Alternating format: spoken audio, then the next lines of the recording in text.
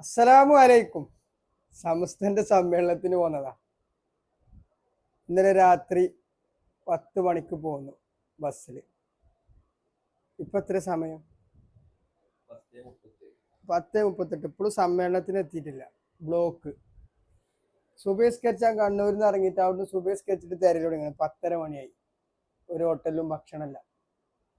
സമ്മേളനത്തിന്റെ കുറ്റമല്ല ഇട്ടത്, ഭക്ഷണമല്ല, അത്രയും ആളുകൾ ഒഴുകുകയാണ്.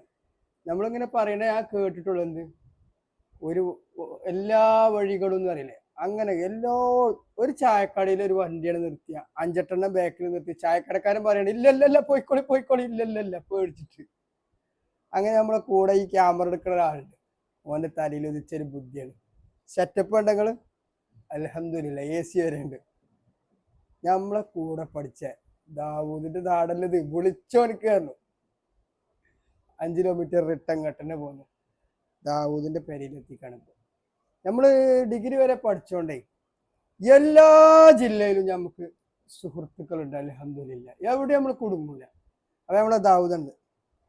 അന്ന് പഠിച്ചാണ് പോയിട്ട് ഇന്ന് കാണാണ്. ഇവിടുത്തെ മാഷാണ്. അപ്പൊ ശുക്രൻ. ദാവൂദിന് എന്താ പറയല്?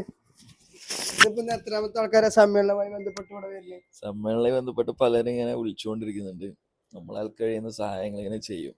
കാരണം ആതിഥേയര് ആദിത്യ മര്യാദക്ക് കണ്ണൂർ ഉഷാറാണ്. മലപ്പുറം കോഴിക്കോടൊക്കെ ഉണ്ട്. കണ്ണൂർ കുറച്ചുകൂടി ഉഷാറായിട്ട് തോന്നുന്നുണ്ടായിരുന്നു. ഇപ്പൊ ഇത് വിശേഷിപ്പിച്ചല്ലേ ഇങ്ങനെ ഒരു AC റൂമെല്ലാം കിട്ടിയെന്ന്. ഇതിനേക്കാളും ഉഷാറാണ് കുണിയിലെ സമ്മേളന വേദി.